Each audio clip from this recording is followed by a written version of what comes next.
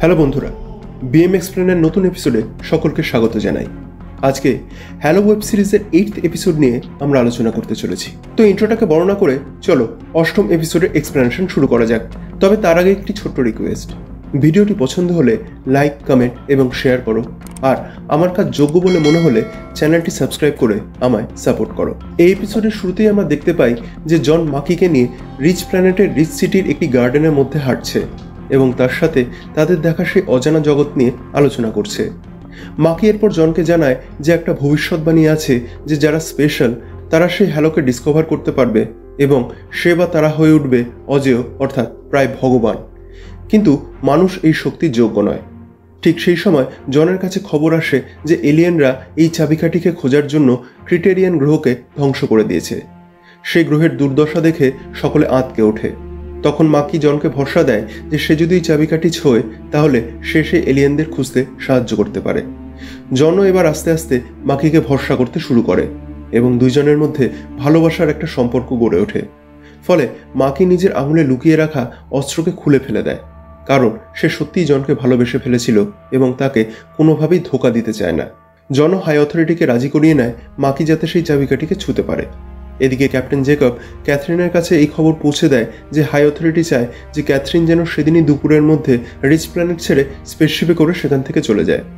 সেই শুনে ক্যাথরিন নিজের প্ল্যানকে তাড়াতাড়ি এক্সিকিউট করার জন্য নিজের অ্যাসিস্ট্যান্টকে বলে এবং সেই অ্যাসিস্ট্যান্ট তখন কন্ট্যাক্ট লেন্সটাকে রেডি করে দেয় ক্যাথরিনের জন্য, যার মধ্যে তার মেয়ে অর্থাৎ মিরান্ডার চোখের ক্লোন করা আছে, যেটা 6th এপিসোডে আমরা দেখেছিলাম।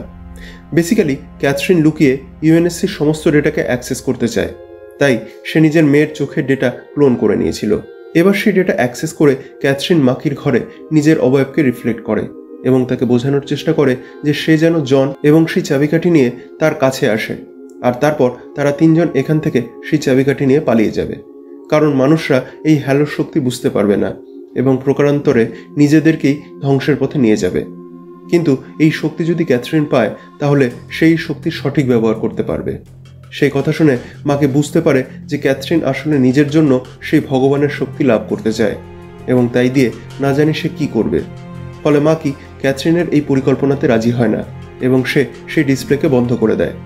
তখন ক্যাথরিন তার অ্যাসিস্ট্যান্টকে বলে যে ইউএনএসসির সমস্ত অডিও ভিডিও কমিউনিকেশন হ্যাক করে বন্ধ করে দিতে। তার অ্যাসিস্ট্যান্ট সেটাই করে। এরপর ক্যাথরিন একটা সিকিউর চ্যানেলের মাধ্যমে ভানাক, কাই এবং রিজের সাথে কন্ট্যাক্ট করে এবং তাদেরকে বলে যে জন এখন বদলে গেছে, তাই দরকার হলে জনকে মেরে মাকিকে আর সেই চাবিকাঠিকে নিয়ে তারা যেন ক্যাথরিনের শিপে আসে এবং তারা আসলেই সে তাদের নিয়ে এই রিচ প্ল্যানেট থেকে বেরিয়ে যাবে। তারপর ক্যাথরিন কর্টানাকে বলে বাকি স্পার্টান্সরা যদি জনের সাথে পেরে না ওঠে তাহলে সে যেন জনকে অজ্ঞান করে দেয় এবং তারপর সে জনের পুরো মস্তিষ্কে যেন কবজা করে নিয়ে তাকে কলের পুতুল অর্থাৎ রোবটের ন্যায় যেন বানিয়ে দেয়। ওদিকে কাই ক্যাথরিনের এই অর্ডার নিয়ে প্রশ্ন তুলতে শুরু করলে ক্যাথরিন আলাদা করে রিজার ভানাককে কাইকে অজ্ঞান করে সরিয়ে দিতে বলে।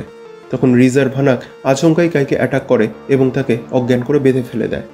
অন্যদিকে মিরান্ডা নিজের ল্যাবে সেই এলিয়েনদের ভাষা শুনতে শুনতে এটা আবিষ্কার করে মাকি সেই গ্ল্যাডিয়ার শিপ থেকে এলিয়েনদের সাথে কমিউনিকেট করেছিল। তার ফলে মিরান্ডার এটা মনে হয় যে মাকি আসলে এলিয়েনদের চর। ফলে সে যখন নিজের কমিউনিকেটর দিয়ে ক্যাপ্টেন জেকবের সাথে কন্ট্যাক্ট করার চেষ্টা করে সে করে উঠতে পারে না, কারণ ক্যাথরিনের অ্যাসিস্ট্যান্ট সমস্ত কমিউনিকেশন ডিভাইসকে হ্যাক করে ব্লক করে রেখেছে। তখন সে দৌড়ে নিজের ল্যাব থেকে বেরিয়ে সেই চাবিকাঠির রুমের দিকে দৌড়াতে শুরু করে যাতে সে বাকিদের ওয়ার্ন করতে পারে মাকির সম্বন্ধে। ইতিমধ্যে ক্যাথরিন তার অ্যাসিস্ট্যান্টকে নিয়ে তার স্পেসশিপে উঠে পড়ে। ওদিকে জন আর মাকি যখন সেই চাবিকাঠির রুমের দিকে অগ্রসর হচ্ছে তখন কর্টানা জনের কানে কানে ক্যাথরিনের সমস্ত প্ল্যান খুলে পড়ে। ফলে জন সাবধান হয়ে যায়। এই সমস্ত মনিটরিং ক্যাথরিন নিজের স্পেসশিপে বসে করছিল বলে সে যখন কর্টানাকে বলে যে জন কেন থেমে যাচ্ছে তখন কর্টানার কোনো আওয়াজ না পেয়ে ঘুরে দেখে কর্টানা সেখানে নেই। ফলে ক্যাথরিন বুঝে যায় যে জনকে তাদের সমস্ত প্ল্যানিং নিশ্চয় কর্টানা বলে দিয়েছে। তখন সে রিজার ভানাককে জনকে মেরে ফেলার অর্ডার দেয়। ওদিকে জন মাকিকে সেখান থেকে পালাতে বলে এবং সবাইকে জনকে হেল্প করতে আসার কথা বলে। সেই শুনে মাকি সেখান থেকে দৌড়ে বেরিয়ে যায় হেল্প নিয়ে আসার উদ্দেশ্যে।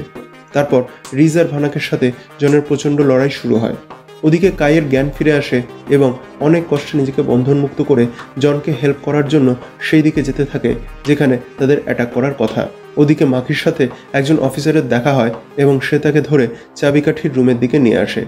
সেখানে এসে মাকি সেই চাবিকাঠিকে দেখতে পায় এবং তারপর বলে যে জনের খুব বিপদ। ওদিকে কাই এসে জনকে লড়াইয়ে হেল্প করে, কিন্তু তাও রিজ আর ভানাকের সাথে কমপ্লিটলি পেরে ওঠে না।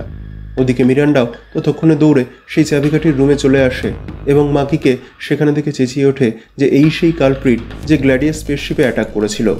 ফলে মাকির কথা আর কেউ বিশ্বাস করে না এবং তখন সবাই মিলে মাকিকে চেপে ধরে তাকে ইলেকট্রিক শক দিতে থাকে। তখন মাকি উপায়ান্তর না দেখে সেই চাবিকাঠিকে ছুঁয়ে দেয় এবং সেখান থেকে একটা বিরাট শক ওয়েভ নির্গত হয়। ফলে সেখানে থাকা সকলে ছিটকে পড়ে এবং ওদিকে জনের ওইখান থেকেও শক ওয়েভ নির্গত হয় এবং বাকি স্পার্টানসরা ছিটকে পড়ে। এরপরেই জন নিজেকে আবার সেই অজানা গ্রহে দেখতে পায় এবং তার সাথে সাথে মাকিকেও দেখতে পায়, যে তাকে আমি দুঃখিত বলে। এরপরেই আবার জন নিজের কারেন্ট জায়গাতে ফিরে এসে পড়ে যায়। আর এইভাবেই এই এপিসোডের সমাপ্তি হয়। তো বন্ধুরা, এই ছিল আজকের এক্সপ্লেনেশন। আমার কাজ যদি তোমাদের ভালো লেগে থাকে তাহলে তো অবশ্যই লাইক এবং কমেন্ট করে জানাবে, আর যারা এই টাইপের ভিডিও দেখতে পছন্দ করে তাদের সঙ্গে অতি অবশ্যই শেয়ার করবে। আর হ্যাঁ, আমার চ্যানেলে যদি নতুন হয়ে থাকো তাহলে তো অবশ্যই সাবস্ক্রাইব করে আমায় সাপোর্ট করবে। দেখা হচ্ছে পরবর্তী ভিডিওতে। সকলে ভালো থাকবে, সুস্থ থাকবে।